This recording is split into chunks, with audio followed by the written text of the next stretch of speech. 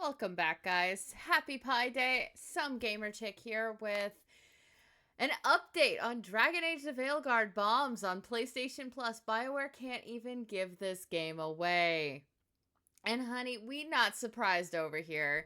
Y'all remember my video where I rant and rave about how much I hate this game. Yeah, so if there's any doubt left that Dragon Age the Veilguard is one of the biggest gaming failures in recent memory, this should put it to rest. 4 months after launch of Veilguard, Electronics Arts gave the game away for free on PlayStation Plus, hoping to reignite interest in a title that had already been rejected by most of the gaming community. The outcome? Absolute disaster. Despite being handed out at no cost to millions of subscribers, the Veilguard couldn't even crack the top 10 most played PlayStation games in March, according to True Trophies, which tracks over 3.4 million active PlayStation Network accounts.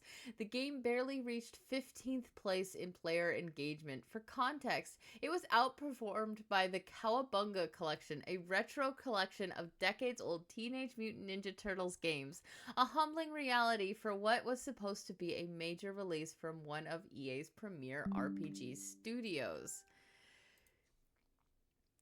This isn't just a poor showing, it's complete rejection if players aren't willing to download a game when it's literally free. That speaks volumes about how much of the audience has turned its back on the franchise.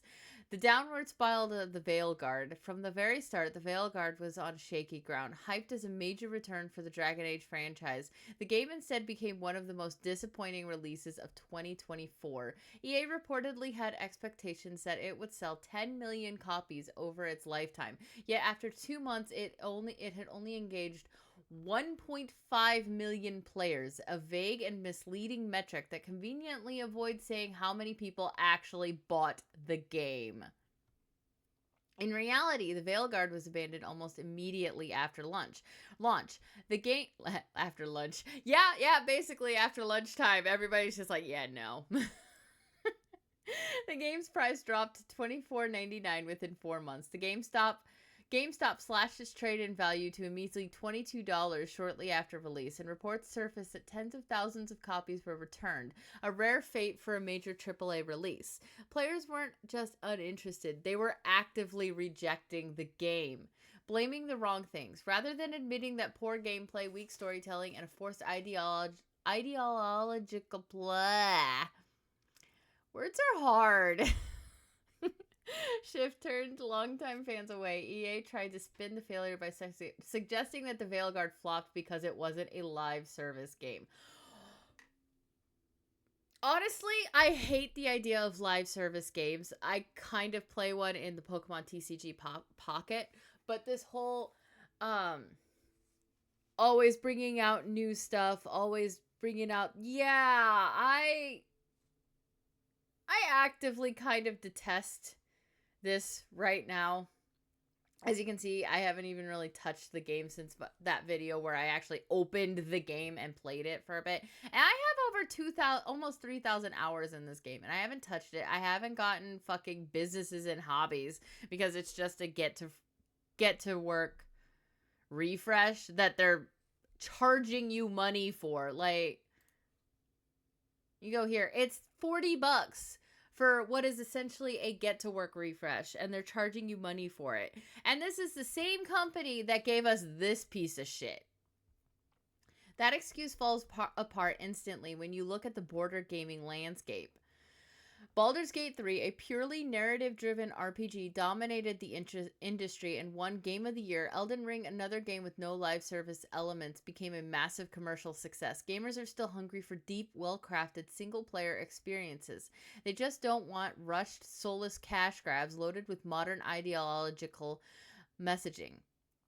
EA's claim that the Veilguard would have performed better if it had live service mechanics is laughable. If anything, trying to force microtransactions or a multiplayer element would have made things even worse. Just ask anyone who played Anthem.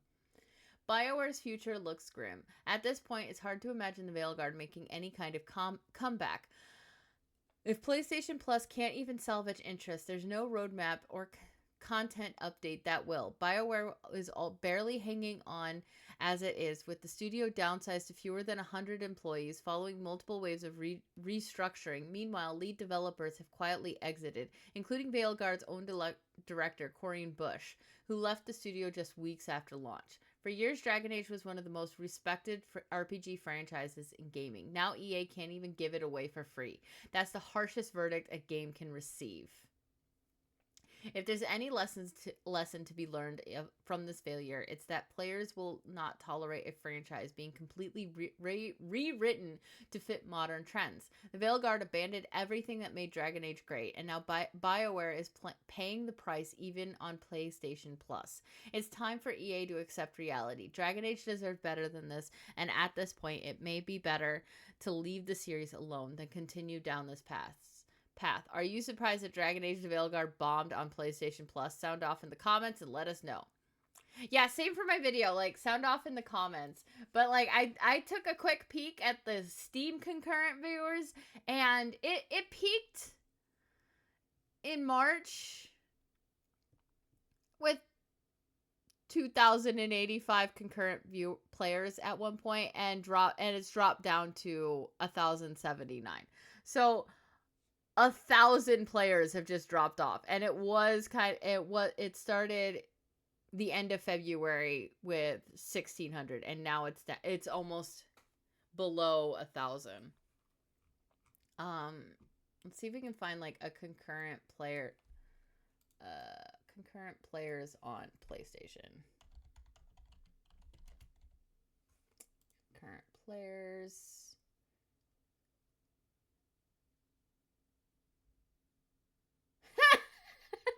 I feel like that is an inflated number on PSN right now. Let's see. At the time of writing,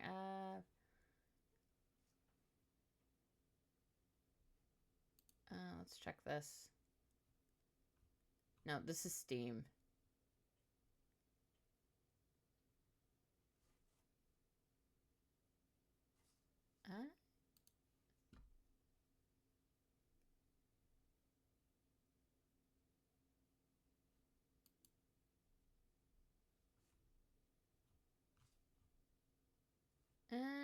Yeah, you kind of get the idea where it's just like, yeah, Dragon Age's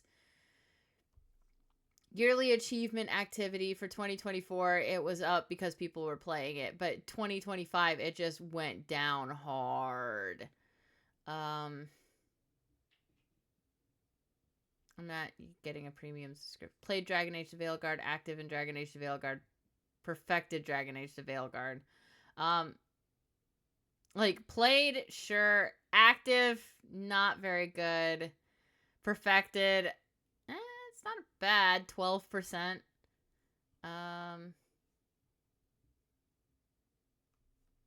Let's see. Dragon Age Origins. Let's look at Dragon Age Origins Ultimate Edition.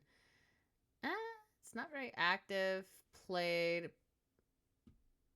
It goes up and down. Popularity over time. It's just sitting nice and cool. Witcher 2. Let's look at Witcher 2. Yearly achievement activity. 2015, it went up pretty high.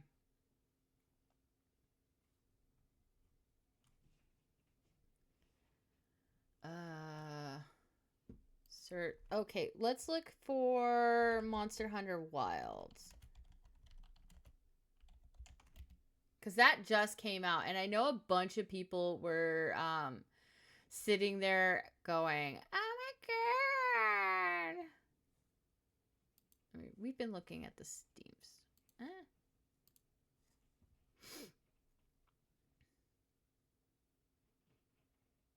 100. Yeah, active in Monster Hunter Wilds. Like, fucking EA gave Dragon Age Veilguard away for free and nobody's playing it, but everybody's playing Monster Hunter Wilds. And I remember seeing something where someone was just like, why isn't Monster Hunter Wilds flopping like Dragon Age? Well, probably because, like, it's... I mean, look at this. 91%, 91%. And it just came out, so there's 1% perfected. I can see that since it just came out. And you're looking at like a 12% perfected on Dragon Age the Veilguard.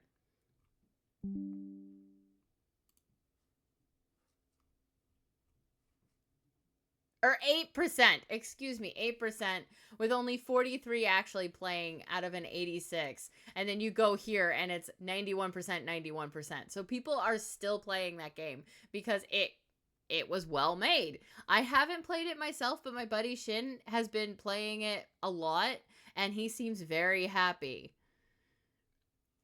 Concurrent, like, popularity over time, 20, it just keeps going up.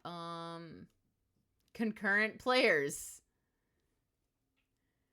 at its low on the 13th yesterday, it was still at over 293,000 players versus, where is it? I wanted to look at the concurrent players.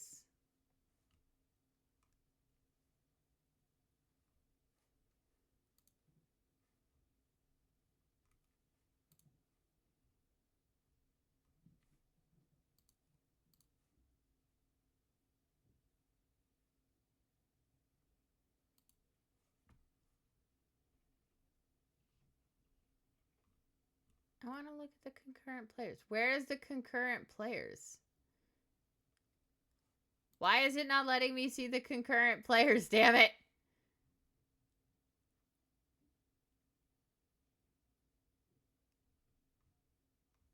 But yeah, you saw the concurrent players earlier.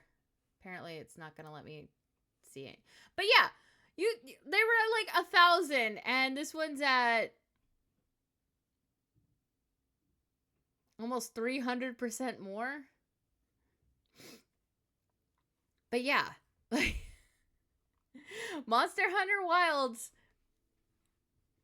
they did a good job with the game. People are responding to it. Dragon Age Veilguard, nobody wants to play it. They can't even give this game away for free. Most popular PlayStation 5 games and PlayStation 4 games. Week ending Sunday, March 9th. Dragon Age of Veilguard is all the way at the fucking bottom, and you've got fucking EA Sports in 5th place. Call of Duty in 2nd place. Fortnite in 1st. Monster Hunter Wilds is in 7th, but it's probably gone up. Yeah. A fucking retro game beat out a AAA game that just came out. Like, nobody wanted this piece of shit. Nobody still wants it. We keep telling them we don't want it. Releasing this before the game was not a good idea.